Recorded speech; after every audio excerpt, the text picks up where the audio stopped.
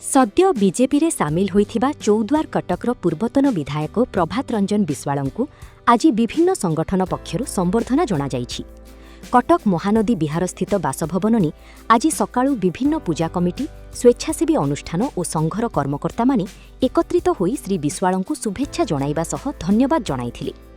विभिन्न संगठन सह दीर्घ दिनरु जड़ित थिबा प्रभात बीजेपी रे सामिल हेबा परे एबे सेमानंको समस्यार समाधान सहज हेबो बोली आशा करा जाउछि। भल लगिला तांकर एबे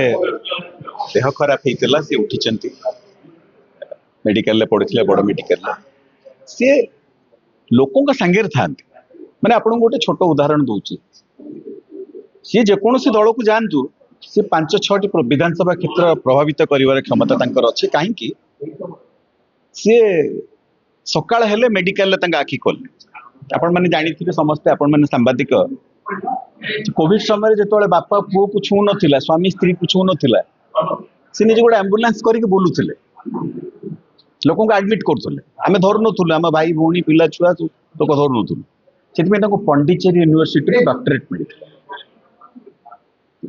2012 आप जानते श्रेष्ठ विधायक तेणु 25 वर्ष धरी गोटे विधानसभा क्षेत्र को प्रभावित कर रखा मुझे भावुची सहज नुह 2004 तो सी स्वाधीन भाव में सबू दल को हर स्वाभाविक चाहबू एमती लोक प्रतिनिधि रुहतु राजनैतिक क्षेत्र में निश्चय सम्मान बीजेपी भारतीय जनता पार्टी आपणे नेला कारण से जन राजनीतिर उद्देश्य कौन लोकों सेवा तो जनसेवा कर प्रभात बाबूर श्रेष्ठ उदाहरण मुझे one of the best examples in the society Indian politics Odisha politics सांगठनिक स्थिति तो भल अपराजय राजनेता 2004 पर ठारू से हारू ना जदिव ओहरी जाइछन्ती से हारू ना सी 4टी 5टी 6टी विधानसभा क्षेत्र को शुणु गोटे उदाहरण दूँ छोटिया उदाहरण आपको दौची कहीं से ग्रहणीय हो पार मु थिली कटक महानगर एकता महानगर शांति कमिटी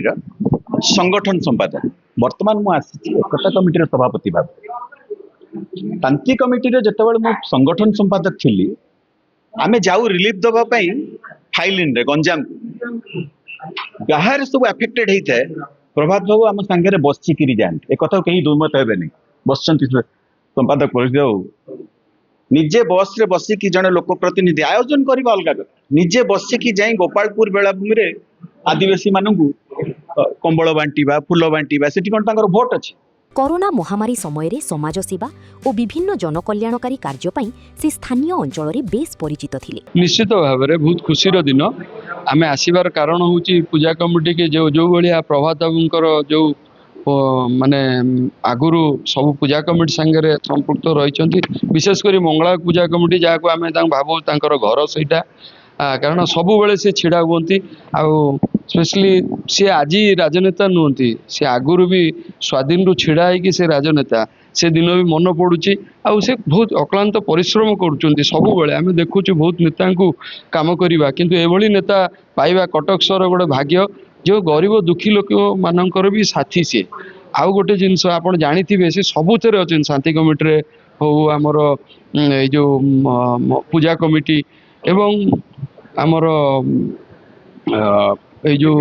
हाँ विभिन्न मान सबू कमिटी अच्छा सबुथे सहयोग करती समस्त साहाय्य तांकर जो आशीर्वाद अच्छी कटक सहर प्रति बहुत माने निपुण आ कही हेन से गोटे पंडिचेरी भी डॉक्टरेट कर प्लस आ विशेष करी आमे एठी माँ दुर्गा पाखे भी आम डाकुचु सब से सेमती आगु को उन्नत हूँ आगु आगु जातु आगामी दिन में तांकर जो राजनीति जो थे आसुचंती भी अबिका आसिले आगामी दिन तांकर मंगलमय हो आ विशेष करी जो भल पाइबा तांकर अच्छी आ बोध आउ को नेतांकर आम देखुनु आ लोक मैंने भी तांको एते भल पाती जोटा कही हम नहीं माने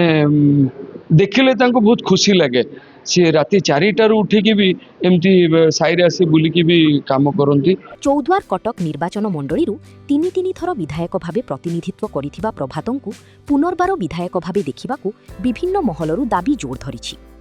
कटकरू सत्यदीप करंक रिपोर्ट NTV।